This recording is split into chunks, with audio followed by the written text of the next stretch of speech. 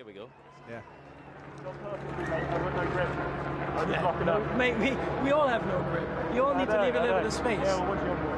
Yeah, sure. But expect the next time the same, you know? Take care.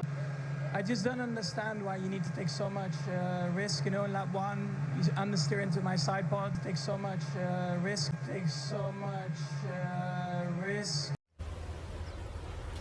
Wait a minute! Who are you?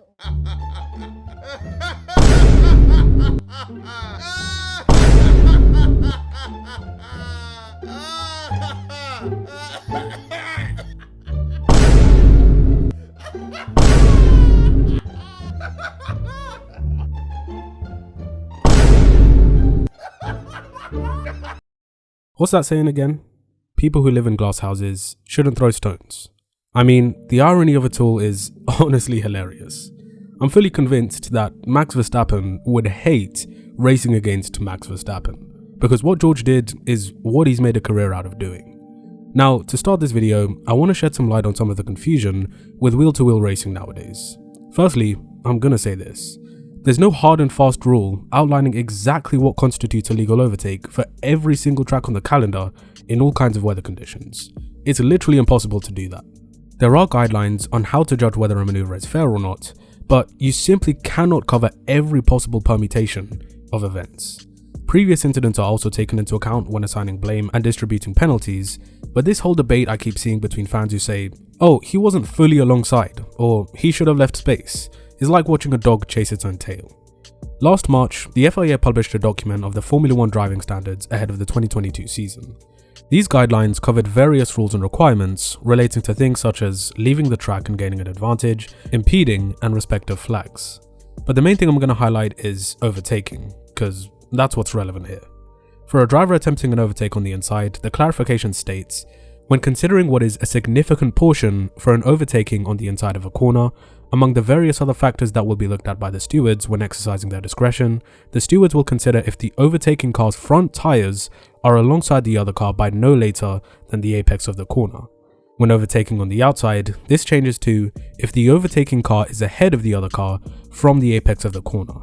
The car being overtaken must be capable of making the corner while remaining within the limit of the track. What's interesting to note for a car overtaking on the inside is where it says front tyres are alongside the other car. It doesn't specify alongside the other car's front tyres, but merely alongside. Now clearly, that's pretty vague and ambiguous, but common sense needs to be applied here. So let's assume that the FIA's intention was to say that the front tyres need to be alongside the other car's front tyres. That means that George was at fault for the turn 2 incident, and I'm pretty sure most of you would agree. But when we look back to Brazil last year, I heard a lot of Verstappen fans saying, oh, Lewis didn't leave any space. Where at any point were Verstappen's front tyres alongside Hamilton's going into turn 2? Oh, but those are two different situations. Well, that FIA document also states those guidelines apply to chicanes and S-curves as well. I know this is hard to accept, but you can't have it both ways.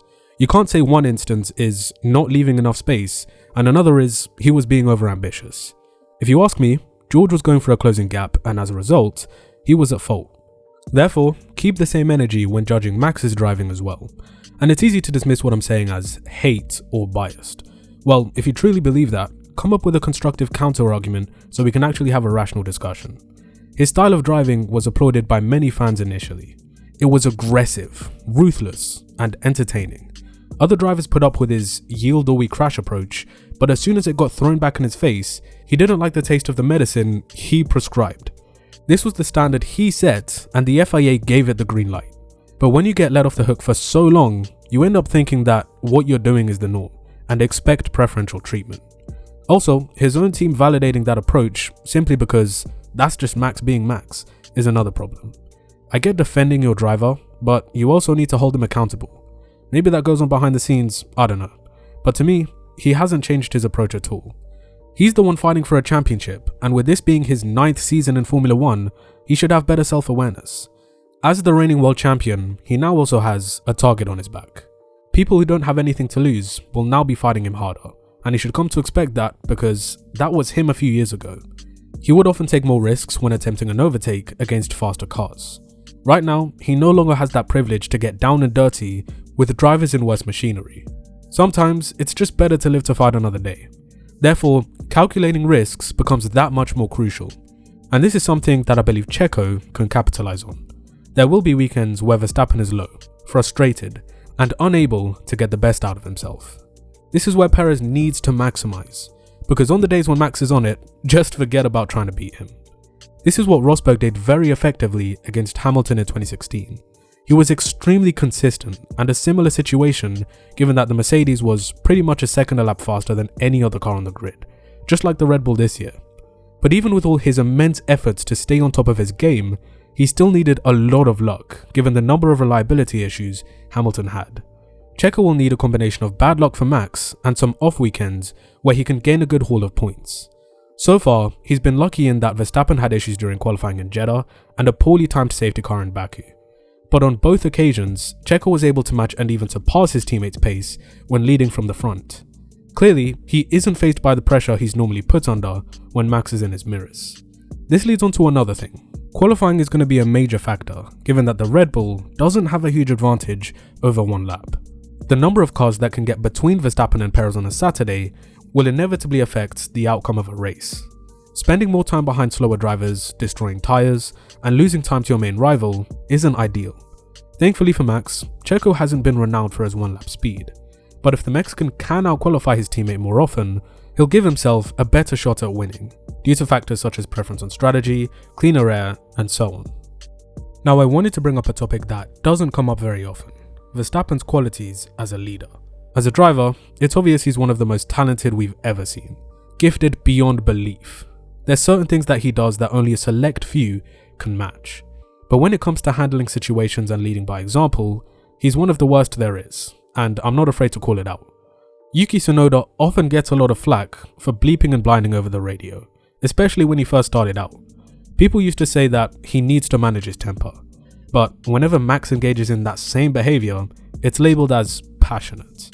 How he reacted to Russell after the sprint was understandable, but unnecessary.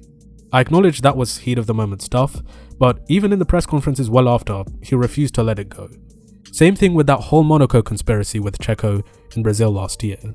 In the grand scheme of this season, leadership skills will mean very little, considering nobody will even remotely challenge that RB19. But it goes to show that when adversity hits and things start going wrong, class goes out the window. Think about how he would have reacted had he been driving for Ferrari last season. With the number of strategical blunders they made, you can only imagine that he would have lost it on numerous occasions. Don't get me wrong, he'd have had a right to be frustrated. Heck, anyone in that situation would be. But compared to how well Leclerc handled the misfortunes of his team, I don't think there'd be the same kind of forgiveness with Max. Despite being at the top of his game, I still think there's areas he can improve, one of which is his temper. Once he loses it, he's never the same. Over the last few years, we've seen him iron out mistakes and become a lot more clinical. However, in those moments where the fuse blows, he ends up having a poor race by his standards almost every single time. To be fair, those moments are rare, so Perez can't rely on them alone. If anything, I'd want to see Checo try and poke the bear. But to be honest, it's not in his nature to play mind games in the same way that Rosberg did. I'm pretty sure that I read somewhere that at some point, things got so sour between him and Lewis that Nico started doing debriefs in German just to hide information. Also, I doubt Sergio is even allowed to try and provoke Max, given that he's Red Bull's golden boy. I mean, when the team principal's way of comforting him is to devalue his teammate's victory by labelling it lucky, yeah, I'll let you unpack that for yourself. Overall, I do still think Checo can give Max a bit of a headache. Not going to go as far to say that he's going to win the championship or anything, because it's way too early to tell. Remember, this is also one of Sergio's best tracks and complements his style of driving very well. On more traditional circuits, I'd expect Verstappen to have the advantage. But this win for Checo will only increase his confidence as he continues throughout the year. I will say for Baku as a weekend as a whole was very underwhelming. Apart from the FIA messing up once again with the Ocon pit lane incident, of which I'm glad nobody was harmed, there's not really much else to talk about. The new sprint format didn't live up to the hype, and next to nothing happened during the race since everyone went into management mode after the restart. I'll address all of this and more in my next video tomorrow, but as for F1 trying to better entertainment, the solution isn't to add more sprint races or constantly change the format, but to address a deeper and more fundamental issue, particularly with the regs. Let me know what you think about Verstappen, whether you agree or disagree with my take, and can Checo take the fight to him this year? Be sure to leave your thoughts down in the comment section below. Please like the video if you enjoyed, share it around with your friends, and subscribe to the channel with bell notifications to keep up to date with my latest videos in the future. And as always, I'll see you in the next one.